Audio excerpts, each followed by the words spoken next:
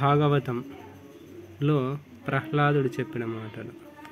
ఎల్ల శరీరధారులకు నిల్లను చీకటి నూతి లోపలన్ ద్రెల్లక వీరు నేమను మతి భ్రమణంబున భిన్నులై ప్రవర్తిల్లక సర్వమునంతని దివ్య కళామయ మంచు విష్ణునం దుల్లము చేర్చి తారడవి నుండుట మేలు నిశాచరాగ్ని.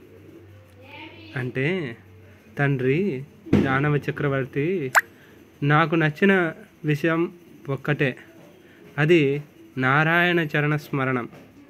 ఈ మానవులు అందరూ జ్ఞానులు, అజ్ఞానులు, అవివేకులు. వీరందరూ ఈ సంసారం అనే చీకటి నూతిలో నుంచి బయటపడలేరు. మీరు వేరు, మేము వేరు అనుకుంటూ భ్రమతో బతుకుతూ ఉంటారు. అలా భావించకుండా ఇదంతా ఆ భగవంతుని విచిత్రమైన లీలా విలాసం అని తెలుసుకోలేరు. అలా తెలుసుకొనగలిగినప్పుడే ఆ విష్ణువును తలుచుకుంటూ సంపదలన్నీ విడిచి అడవిలో నివసించిన మంచిదే నాన్న అని ప్రహ్లాదుడు తండ్రికి చెప్పిన ఒక పద్యం.